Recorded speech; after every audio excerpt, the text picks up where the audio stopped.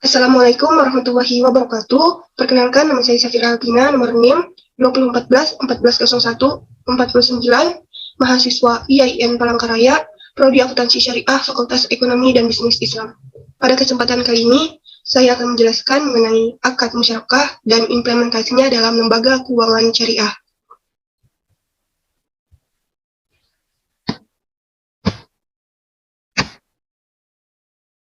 Pada pembahasan kali ini, kita akan bahas 5 poin.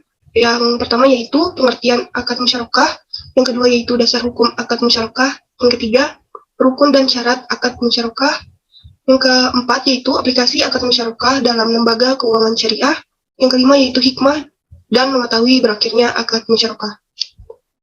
Langsung saja, yang pertama yaitu pengertian akad musyarakah. Akad musyarakah adalah akad kerjasama atau kesepakatan sesuai syariah yang terjadi di antara para pemilik modal atau mitra musyarakah satu dengan yang lainnya untuk menggabungkan modal dan melakukan usaha secara bersama dalam suatu kemitraan dengan nisbah pembagian hasil sesuai dengan kesepakatan, sedangkan kerugian ditanggung secara proporsional sesuai dengan kontribusi modal masing-masing. Yang kedua yaitu dasar hukum akad musyarakah. Yang pertama ada Al-Quran, yaitu Quran Surah An-Nisa ayat 12, yang artinya, tetapi jika saudara seibu itu lebih dari seorang, maka mereka bersama-sama dalam bagian yang sepertiga itu. Quran Surah An-Nisa ayat 12. Dalam Surah An-Nisa ayat 12 itu, pengertian syirkah adalah bersekutu dalam memiliki harta yang diperoleh dari warisan. Dalam hal ini, bunyi surah ini juga dapat dikembangkan untuk dasar hukum untuk akad musyarakah yang kasusnya selalu berkembang. Yang kedua, dasar hukum akad musyarakah yaitu ada hadis dari Abu Hurairah. Ia merafa'akannya kepada Nabi Muhammad SAW. Beliau bersabda, sesungguhnya Allah berfirman, aku adalah pihak ketiga dari dua orang yang berserikat, selagi salah satunya tidak mengkhianati temannya. Apabila berkhianat kepada temannya, maka saya akan keluar dari antara keduanya. Hadis riwayat Abu Dawud, hadis sahih menurut Hakim. Dari hadis qudsi ini menjelaskan Allah Subhanahu wa taala akan selalu menyertai keduanya dengan memberikan pertolongan serta keriduan, bimbingan dan berkah terhadap perniagaan muamalah termasuk berakad musyarakah. Yang ketiga ada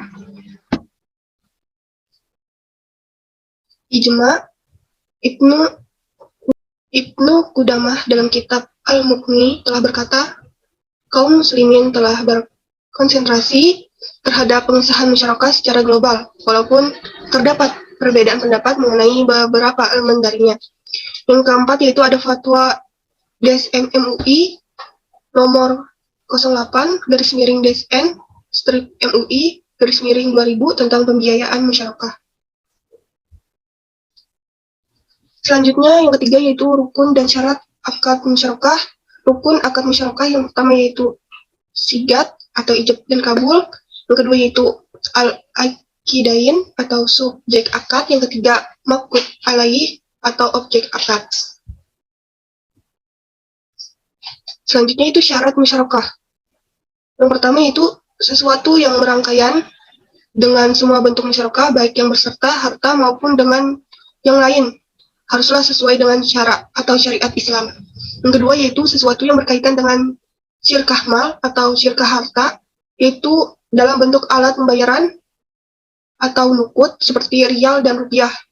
Yang ketiga yaitu sesuatu yang berkenaan khusus syirkah mufawadah, yaitu syaratnya adalah modal atau pokok harta. Untuk syirkah mufawadah harus sama nilai modalnya ahli dalam jaminan yang jadi subjek akadnya.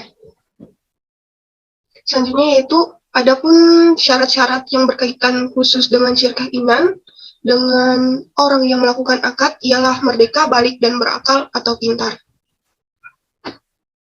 Baik, langsung saja, yaitu yang keempat adalah aplikasi akad musyarakah dalam lembaga keuangan syariah. Aplikasi akad musyarakah pada lembaga keuangan syariah antara lain ialah dalam bentuk pembiayaan musyarakah. Transaksi tersebut didasari adanya kehendak para pihak yang bermitra dan bekerja sama untuk meningkatkan nilai aset yang mereka miliki secara bersama-sama. Dalam musyarakah, bank dan dalam lembaga keuangan syariah, bank dan nasabah bertindak selaku mitra atau partner yang masing-masing memberikan dana tujuan usaha. Pembagian keuntungan atau hasil atau kerugian sesuai dengan kaidah usul, yaitu ar-ribhu bimat tafaqqa wal kasaratu bikadri malihi, yang artinya keuntungan dibagi menurut kesepakatan, sedangkan apabila terjadi kerugian dibagi menurut porsi modal masing-masing. Dapat dilihat pada gambar, bank dan nasabah menjalin kontrak, yaitu berakad musyarakah dan membangun suatu usaha. Untuk keuntungan dibagi menurut sesuai kesepakatan, sedangkan kerugian menurut porsi masing-masing modal. Yang terakhir yaitu hikmah dan berakhirnya akad musyarakah. Hikmah yang dapat kita ambil yaitu Islam pada akad musyarakah, yaitu Islam sangat menjunjung tinggi saling tolong-menolong di antara sesamanya tanpa membatasi perbedaan apapun. Sekat-sekat yang terdapat dalam perbedaan dapat disatukan, termasuk dalam bermuamalah atau berakad musyarakah tadi.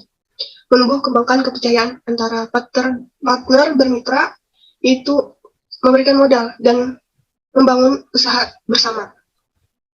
Untuk berakhirnya akad musyarakah itu disebabkan beberapa hal. Ini diantaranya yaitu salah satu pihak membatalkannya, yang berakad kehilangan kecakapan bertindak dalam mengelola saham.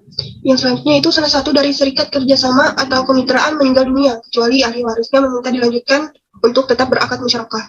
Yang selanjutnya itu salah satu pihak dari kemitraan tersebut dinyatakan pailit atau bangkrut. Dan yang terakhir mungkin saya akan menyampaikan kesimpulan, yaitu akad musyarakah merupakan akad kerjasama dua pihak atau lebih dalam investasi modal dan mengembangkan usaha bersama. Berdasarkan kaidah usul ar-ribhu bimat tafaqqa wal kasaratu bikadri malihi, yaitu keuntungan dibagi menurut kesepakatan, sedangkan apabila terjadi kerugian dibagi menurut porsi modal masing-masing. Akad musyarakah banyak diimplementasikan dalam lembaga keuangan syariah, termasuk perbankan syariah dan lain-lain. Pelaksanaan akad ini hukumnya boleh dikuatkan dengan dasar-dasar hukum yang ada dalam Al-Quran dan hadis yang telah saya sebutkan sebelumnya. Mungkin itu saja penyampaian dari saya. Salah dan kilapnya saya mohon maaf. Saya undur diri. Wassalamualaikum warahmatullahi wabarakatuh.